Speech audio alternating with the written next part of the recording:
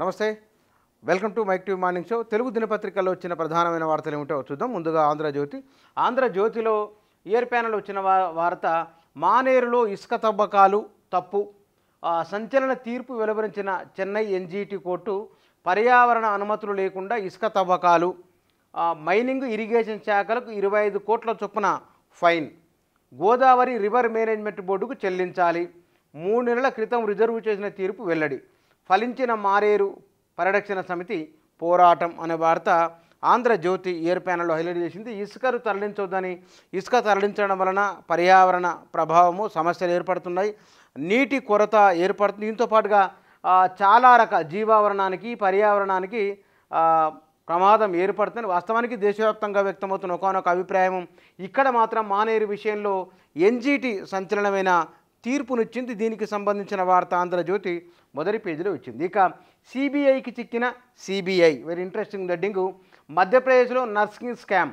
ఈ నర్సింగ్ స్కామ్కు సంబంధించిన వార్తను, హైకోర్టు ఆదేశాలతో కాలేజీల్లో తనిఖీలు, యజమానుల నుంచి భారీగా వసూలు అనేది ఒక వార్త ఉన్నది. వీటితో పాటుగా ప్రపంచంతోనే పోటీ, ఆ దిశగా తెలంగాణ పారిశ్రామిక విధానం ఉండాలని ముఖ్యమంత్రి రేవంత్ రెడ్డి చెప్పిన మాటను హైలైట్ చేసింది ఆంధ్రజ్యోతిగా. దొడ్డు బియ్యం దొడ్డ భారం అనే వార్త ఉన్నది. బోనస్ సన్నాలతో మొదలు అని బట్టి విక్రమార్క అంటే దొడ్డు వడ్లకు ఎందుకు ఇవ్వరు హరీష్ రావు కౌంటర్, ఇద్దరి దగ్గరనే వార్త ఇచ్చింది. మేడిగడ్డపై జియో ట్యాబ్ వాల్ అనే వార్త ఉన్నది. తిరుమలకు సీఎం రేవంత్ రెడ్డి అనే వార్త కూడా మొదటి పేజీలో ఉన్నది. ఇక ఏసీబీ వాళ్ళలో ఏసీపీ, ఆదాయానికి మించి ఆస్తుల ఆరోపణలు, సిసిఎస్ ఏసీపీ ఉమామహేశ్వరరావు అరెస్ట్ అనే వార్త ఉన్నది. కీరవాణి రాగంలో జేజేహే, రాష్ట్ర గేయానికి ప్రముఖ సంగీత దర్శకుడి స్వరకల్పన అనే వార్త ఉన్నది. విమానంలో భారీ కుదుపులు అనే వార్త. మృత్యువు మీద పడింది, బొల్లారం ఆసుపత్రి ఆవరణలో దంపతులపై కూలిన చెట్టు అని ఫోటోతో కూడిన వాడుతున్నదిగా. పిన్నెల్లి అరాచకం, పోలింగ్ కేంద్రంపై దండయాత్ర అనే వార్త. హెచ్ఐవి టీకా ట్రయల్ సక్సెస్, ప్రయోగాత్మక వ్యాక్సిన్తో యాంటీబాడీలు, డ్యూక్ యూనివర్సిటీ శాస్త్రజ్ఞుల ఘనత, మరికొన్ని పరిశోధనలు చేయాలని వెల్లడి. 40 ఏళ్లుగా సవాలుగా మారిన మహమ్మారి అనే వార్తున్నది. ఇక RRRకు ఆగస్టులో టెండరు, కసరత్తు చేస్తున్న అధికారులు అనే మరొక వార్త కూడా మొదటి పేజీలో ఇచ్చింది ఆంధ్రజ్యోతి. ఇక సాక్షిలో ఐఏఎస్లే ఇన్ఛార్జీలు, 10 యూనివర్సిటీలకు వీసీలుగా నియమించిన ప్రభుత్వం అనే వార్త ఉన్నది. సిసిఎస్ ఏసీపీ ఇంట్లో ఏసీబీ సోదాలు అనే వార్త సాక్షిలో కూడా మొదటి పేజీలో ఉన్నది. వీటితో పాటుగా ప్రపంచంతో పోటీ పడేలా కొత్త పారిశ్రామిక పాలసీ అనే వార్త సాక్షి కూడా మొదటి పేజీలో హైలైట్ చేసింది. అన్ని రకాల వడ్లకు 500 బోనస్ ఇవ్వాలని బీఆర్ఎస్ డిమాండు, సన్నబడ్లపై సర్కారు సన్నాయి నొక్కులని కేటీఆర్ కామెంటు, సన్నబియ్యంతో బోనస్ ప్రారంభిస్తున్నామని బట్టి విక్రమార్క ప్రతిస్పందన ఉన్నది. ఇక రాష్ట్రంలో కొత్తగా యూట్యాక్స్ అని మహేశ్వర్ రెడ్డి అంటే అది అబద్ధమని, పచ్చి అబద్ధమని ఉత్తమ్ కౌంటర్ కూడా ఉన్నది ఈ మొదటి పేజీలో. మాటలతో మూటలు, 200 కోట్ల స్కామ్లో నిమ్మగడ్డ వాణిబాల అత్యంత కీలకం, చేతులు కాలాక వాణిబాలను సస్పెండ్ చేసిన టెస్కాబ్ అధికారులు అనే వాణిబాల ఫోటో ఉన్నది. వాటికి సంబంధించిన వార్త కూడా మొదటి పేజీలో వచ్చింది సాక్షి. ఇక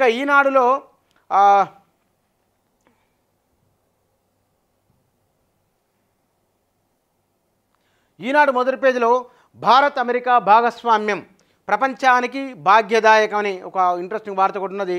అణువణువు జల్లెడ పట్టాల్సిందే, కాళేశ్వరంపై అన్ని కోణాల్లో వివరాలు ఇవ్వండి, ఈ నెల 25లోగా సమగ్ర నివేదిక సమర్పించాల్సిందని ఇంజనీర్లకు నీటిపారుదల శాఖ ఆదేశమైన వార్త ఉన్నదిగా. పెద్దలకు బీసీజీ టీకా 2025 నాటికి క్షయ నిర్మూలన లక్ష్యం అనే ఒక వార్త ఉన్నది. రాష్ట్రంలోని 17 జిల్లాలో 60 లక్షల మందికి ఇచ్చేలా ఏర్పాట్లు. ఇక ఇన్ఛార్జ్ వీసీలుగా సీనియర్ ఐఏఎస్లు అనే వార్త. ఈ వానాకాలం ఆశాజనకమే, 151.93 లక్షల ఎకరాల్లో సాగు అంచనా అనే వార్త మొదటి పేజీలో ఉన్నది. ఇక మాను రూపంలో మాటేసిన మృత్యువు అనే వార్త ఉన్నది. భార్యాభర్తలపై కూలిన చెట్టు అనే ఒక వార్త ఉన్నది.